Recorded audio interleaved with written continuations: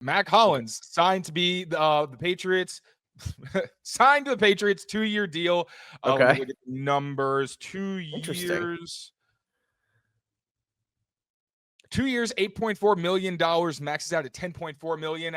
Now, honestly, the whole the taking his shoes off thing, it's interesting. Sure. Mack Hollins is a character. Honestly, I think he's going to be someone that Patriots fans like. I know Bills fans liked him.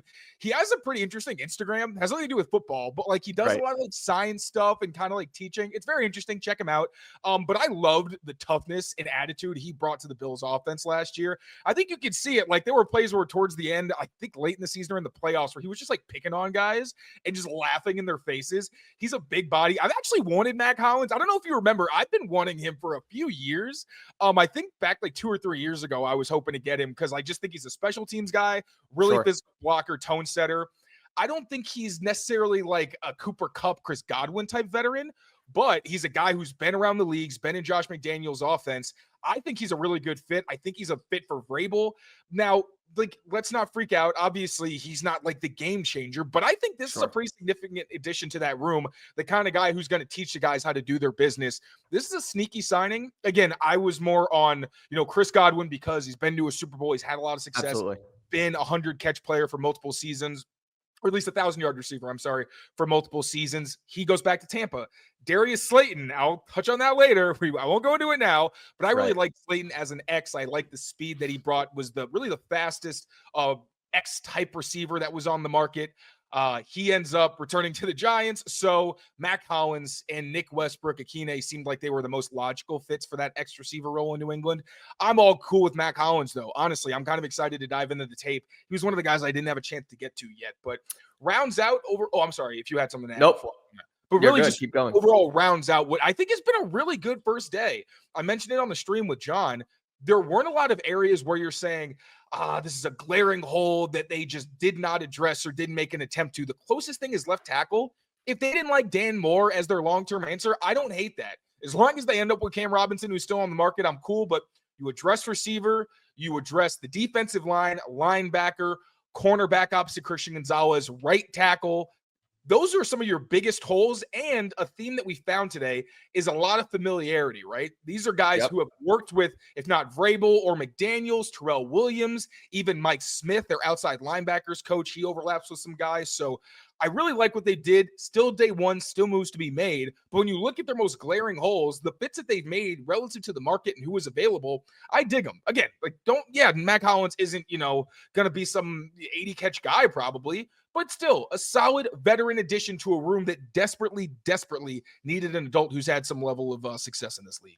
Yeah, I'm tweeting this out now, but another connection, which we'll get to, but Mack Hollins did play under Josh McDaniels with the Las Vegas Raiders in 2022. So all but one of these guys, now 8 guys they've signed thus far over the last 24 hours, do have some sort of connection to this Patriots coaching staff. So there's a clear objective here, and that is familiarity, laying a groundwork, laying a foundation of guys who, again, aren't going to, aside from Milton Williams, who we'll get to, are not premier superstar talent in this league, but guys who have been around, know how to play the game, are familiar with what they want to do, and can sort of build that groundwork from the bottom floor and keep it going. Now, again, it's not, Mack Hollins is not anything to, jump for joy about and pump your fists about, but he's a guy who, he's 31 years old, so he's been around, 6'4", 221, 4th-round pick in 2017, won a Super Bowl with the Philadelphia Eagles against the Patriots.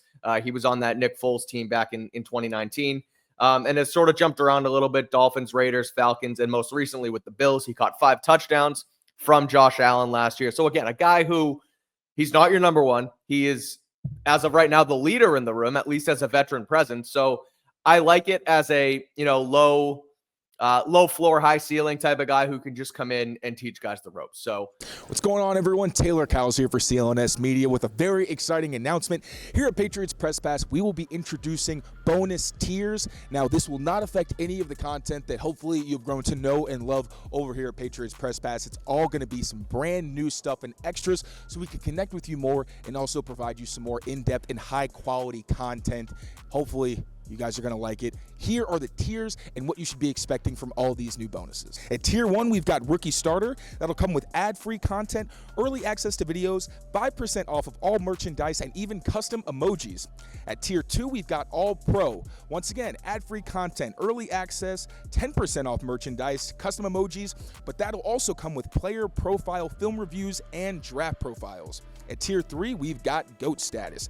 Same as all the other tiers, but it's going to be 20% off of all merchandise, and we're also going to have custom segments, Discord chat rooms with myself and other show hosts, as well as live film reviews with myself and whomever we've got on the podcast for that day, hoping to have some pretty fun guests.